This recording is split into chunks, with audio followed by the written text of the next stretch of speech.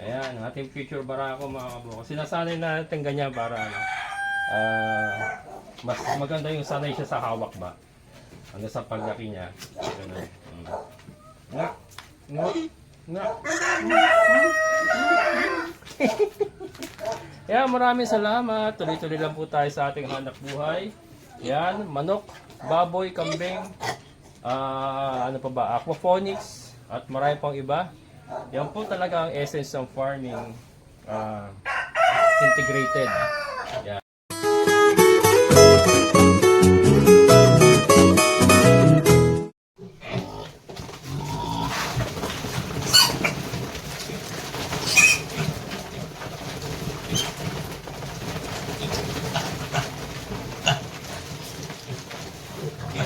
Yeah, mga kabukals, pinipili natin yung dalawang barako na ano, in order ni Sir JJ.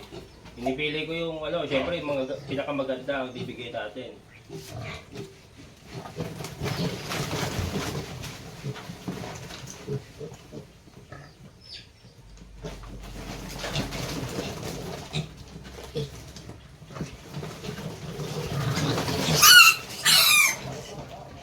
Yan.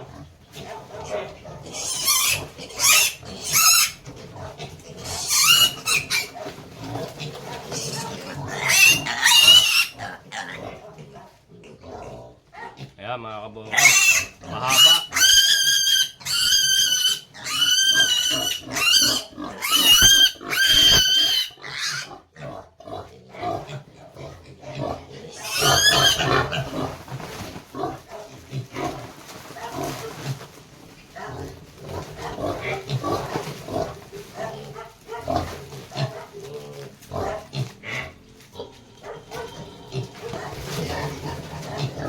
Sumunod sa kabila.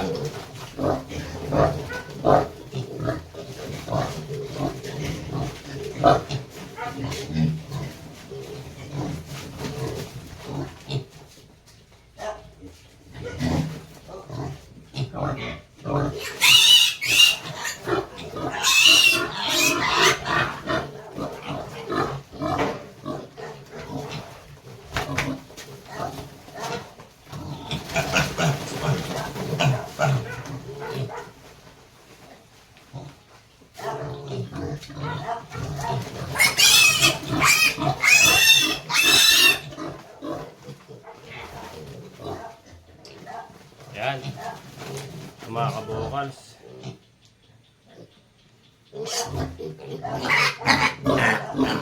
Maganda yung itlog. Malaki din, mahaba. Yan.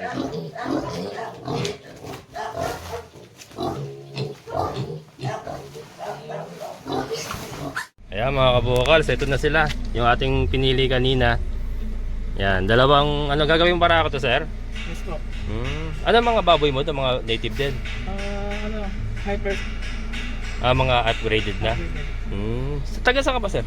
Sa Zagaray. Nasa Garay lang pala. Sa may... Tigbi. Sa may Sulukan 1. Oo. Nagpupunta ako doon. Doon ako nagdadan. Pag umuwi ako sa San Jose. Oo. Ayan. Ayan. Thank you, sir. Basta pa.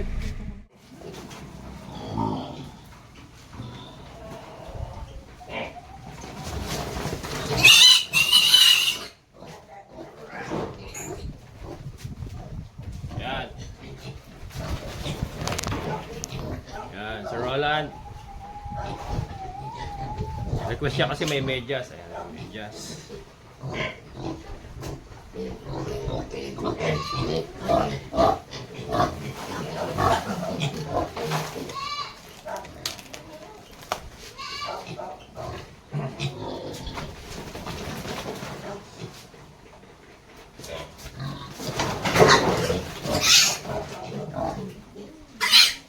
Ayan.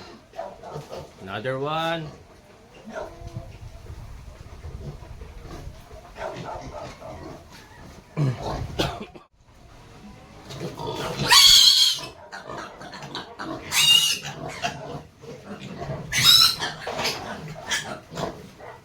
Yan mga kabukals.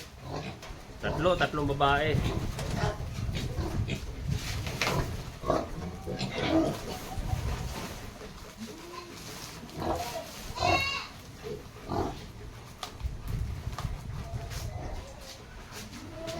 Lumipat yung isa.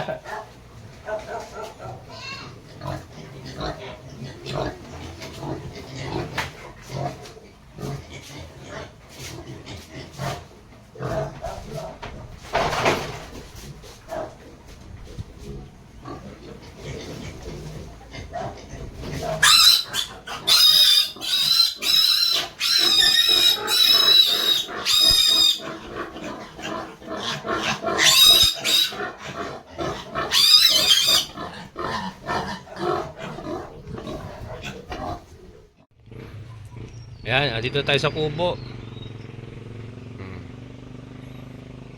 Inintay lang natin, kumakain pa raw siya lugaw. Nagutom. Hindi, Laguna pa to mga kabukals eh.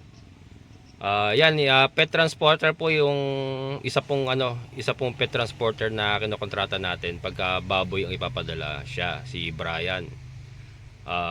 Yung isa naman si Inam, sa manok naman yun. So yun. Ito sila mga kabukals oh. Yan. Meron naman pong may lalagyan po si Brian. Ito, para lang madala ko dito. Tahimik sila. Ayan. Yan na. Ayan na siya. Nakita niyo yung ahunan. Bigat din ah. Yeah.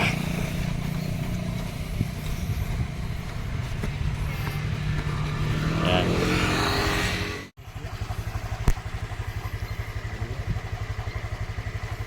Boss, maraming salamat boss. Ayan, thank you rin sir, thank you. Ayan Sir Roland. Ayan na po yung biik. 3. Ayan. Bound to Laguna. Saan sa Laguna?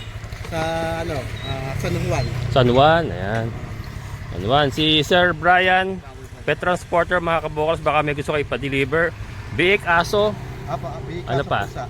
Pusa. Pati manok, ayan po. Luzon, Visayas, Mindanao po ang biyahe natin sir. Luzon, Visayas, Mindanao mga kabukals. So PM lang po kayo kung gusto niyo po magpa-transport and i-refer ko kayo kay Sir Brian. Ayan, thank you. Sir, ingat ha. Sige, ingat. Ayan, Sir Roland. On the way na.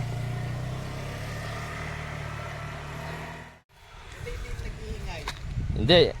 Pagka umaanda rin, tahimik yan. Pagka kakain nyo, maingay. Sige. Ayan, mga kabukals. 5 pa natira doon. 2 babae. 3 lalaki. Yung 2 babae kay Ma'am Georges na yun. Ayan. Balik na tayo. Balik na tayo gamit ang ating ATV. ATV. All-terrain boots. Wala kayo dyan mga kabukals. Kahit sa puno nakaakyat yan. Ayan. Ayan mga kabukals, another BX sold to Ma'am Georges. Ayan. From San Miguel, no? San Miguel mga kabukals. Sako na lang natin.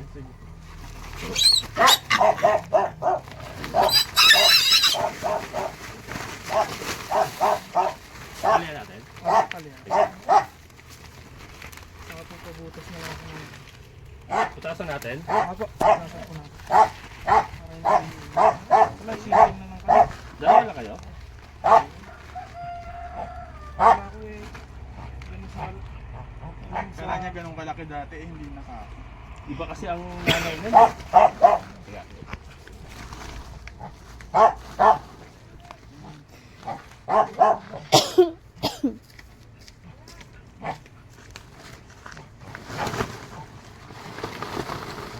Ilan na yung nakuha mo sa akin? Pangatlo na. Okay na yun, naka second parating na? O yung isa naman, isang buwan. Ganda nung anak nung Anong barako ginamit mo doon? Duro. Duro. 3.5. Okay, thank you. Hindi mo. Okay. Pasensya na, hindi kita napapigay doon sa isa. Doon, 8 pito? Sige, salamat. Ingat. Yan mga kabukals. Sold out na yung lahat ng anak ni Tricia for breeding. Ang natira na lang doon yung for fattening natin. Ayan mga kabokal, so na-pick up na uli yung isang babae pa na anak ni Tricia. Dalawa dapat kukunin ni Ma'am Georges, kaya lang yung isa kasi natin ayun maliit eh. Maliit kasi mga kabokals. Siya yung pinakamaliit. Kaya ayun, okay lang naman kasi gagawin ko na lang siyang fattener. Isasabay ko siya dito sa tatlong lalaki na yan. Sorry. Yan. Yung tatlong lalaki, isasabay ko na lang siya dyan. Gagawin na lang siyang fattener. Para ibebenta na lang siya for lechon, pang lechon. Ayan. So yung dalawang lalaki nga po ay nakuha na rin na gagawin barako. And then ito si Tyson natin mga kabukals. Update kay Tyson. Si Tyson na napakabait. Yan o mga kabukals. So, napakabait niya no. Napakaharot. Halika dito Brad. Yan. Brad. Ano Brad? Yung Brad. Bait yan mga kabukals oh. Sinasanay ko na po ng ganyan para ano, pagka naging barako na siya, hindi na siya salbahe, hindi na siya mailap ba. Hey. Yan.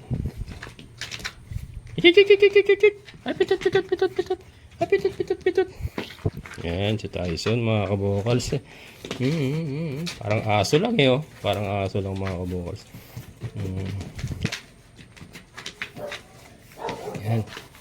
Yan, Tyson. Diyan ka na.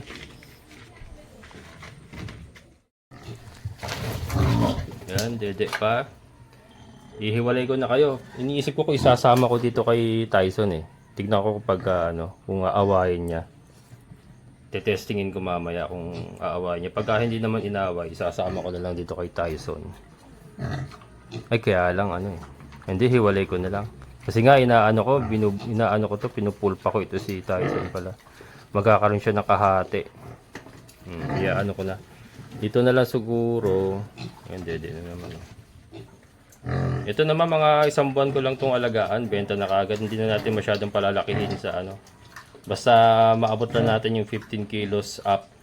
Kasi yung sa kay Relvins Lechon naman yung ating suki sa may San Jose del Monte 15 kilos up okay na sa kanya eh. Mas gusto nga niya yung ganyan kasi marami naghahanap sa kanya ng mga lechon de leche lang. So yun, paabutin lang natin ng ganong kilo, tapos benta na. Yan. Hindi ko lang alam ngayon kung magkano per kilo kuha niya.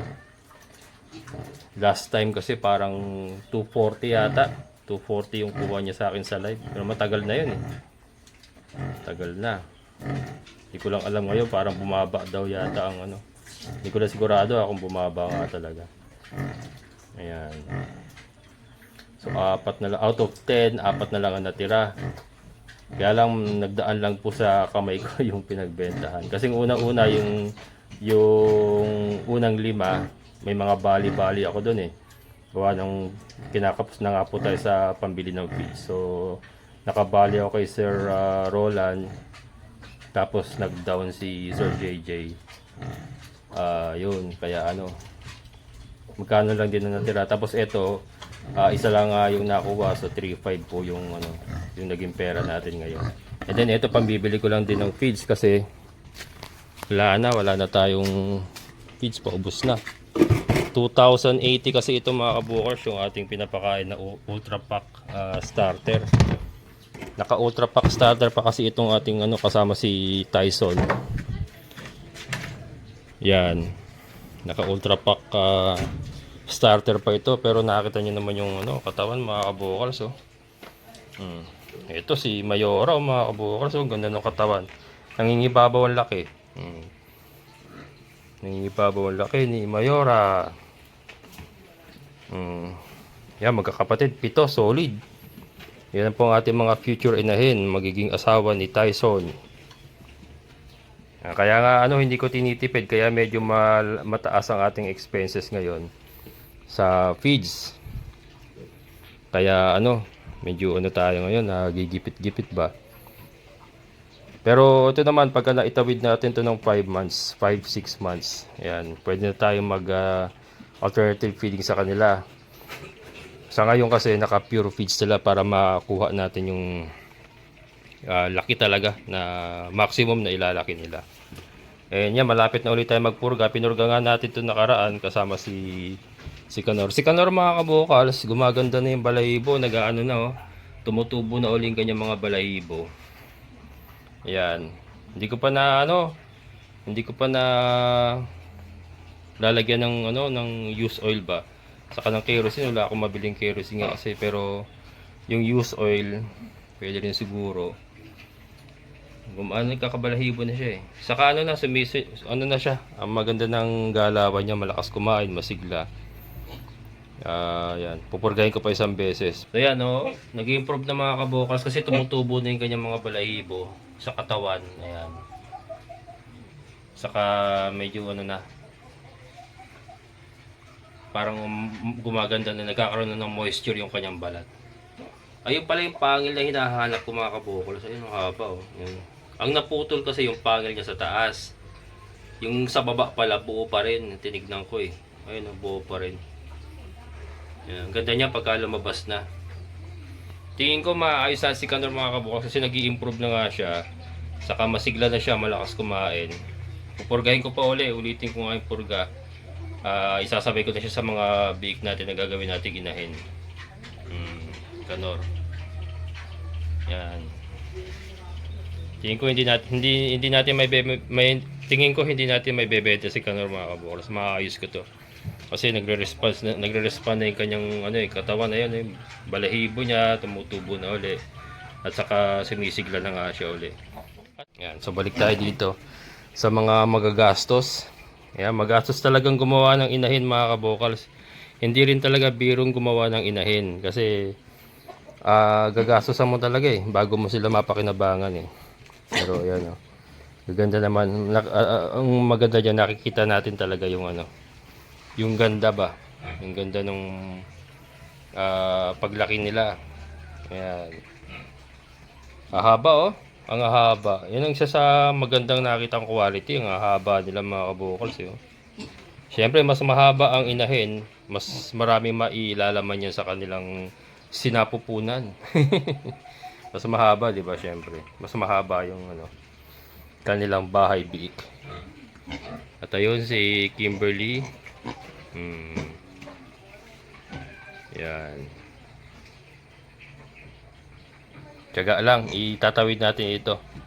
Itatawid natin ang gastusin para magawa natin sila mga inahin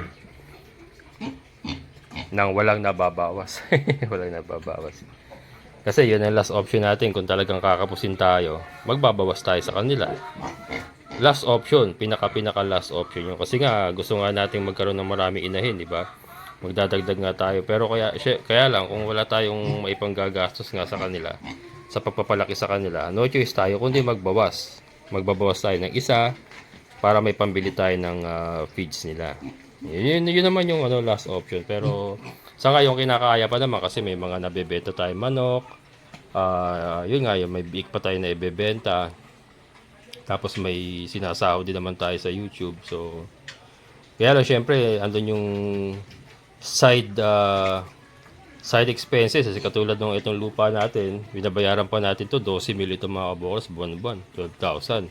Late na nga ako, late payment na ako ng isang buwan ngayon, magpe-penalty na ako. Sabi ko nga pag na ako kumbaga isang buwan na may git na hindi ako nakakabayad dito sa lupa. So penalty na ako, mag-penalty ako noon pagka nagbayad ako sa katapusan. Penalty ako ng 1 month. Wala, inaabot tayo ng kasi nga nagsabay-sabay kasi yung ating mga layers inaayos din natin. Wala ring income pa masyado binibigay ngayon. Pero nakatodo sila sa layer at saka sa vitamins. Nakatodo ang layer at vitamins. Siyempre gastos din yun. And wala pa tayong nakukuhang production na marami kasi Yung mga nangingitlog nga doon, nililipat natin sa ating sa ating breeding area. So itong mga nandito mga kabokals, puro mga laying yan. Talagang kinuha natin yan sa battery cage na nangingitlog talaga sila. And yan ang inilalagay natin dito sa ating breeding area. Ilan na yan? 6 na yan eh. So dalawa na lang, baka iwalo lang natin mga kabokals. Iwalo natin. Mukhang marami akong tatanggalin dito sa Mukhang marami akong tatanggalin dito sa ating mga layers. Kasi ayaw bumigay eh hanggang ngayon eh. Nakakaisang sako na ako na layer na may booster saka vitamins. Ang daming hindi umiitlog eh. Mukhang marami na tayong ikakaling dito. Mukhang marami na tayong iaalis. So ito nga yung mga natin, white leggers natin. Ito yung cross Rhode Island, ayun yung pure natin. And nilagay ko muna rito. Ito yung mga natira natin pakwan, may bunga na rito isa oh. Nilagay ko muna kasi nag-grass cutter nga kahapon. Tinanggal ko sila pero ibababa ko ulit mamaya. Plano kong irekta sa lupa. Ito kasi puno na yung aquaponics natin din eh. Puno na yun. Ayan, looking good naman yung ating fish pan. Ayan, wala na tayong nagiging problema. So yun, tiyaga lang.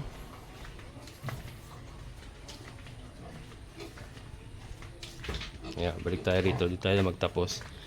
Dito sa ating sa anak ni Tricia nga. So yan mga kabokals, hindi pa po kinakapon ito. Baka sa pa kami magkapon ni Andrew sa Martes next week.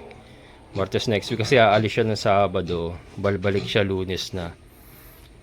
So baka Martes kami magkapon ng tatlo kasi may kakapunin din kami sa biik niya eh.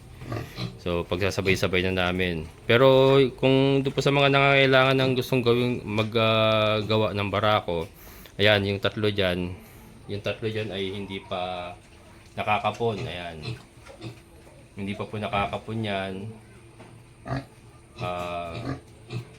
Pwede po kayong kumuha dito na gagawin yung barako. Ayan.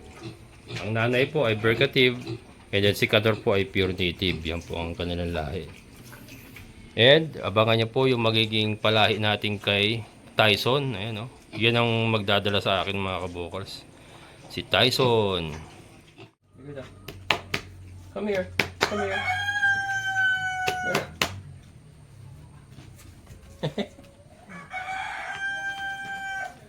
Ayan, si Tyson.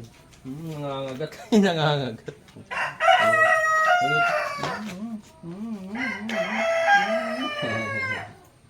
Ayan. Ayan mga kabukal. So habang nangungulit si Tyson,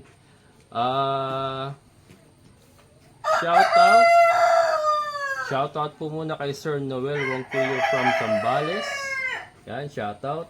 And eto, pasensya na, ngayon ko lang na bate sila Ate Lisa Antonio. Get well soon.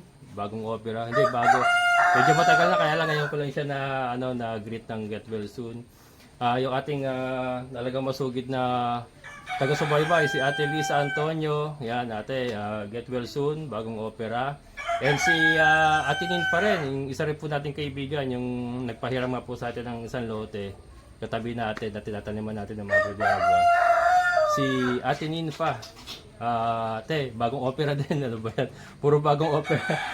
Get well soon. Ayan, at sana makarecover ka na para makabalik na siya ng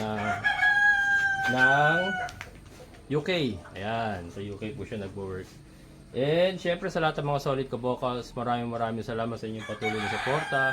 Shoutout din po sa ating kaibigan na Sir Boyet. Sir, thank you so much. Ayan mga kabokals, si Tyson. Napaka-amo, yung amo.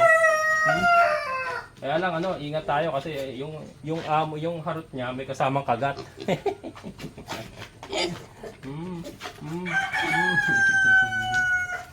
Ayan, ang ating future barako mga kabokals. Sinasanay natin ganyan para mas maganda yung sanay siya sa hawak ba. Hanggang sa paglaki niya. Nga.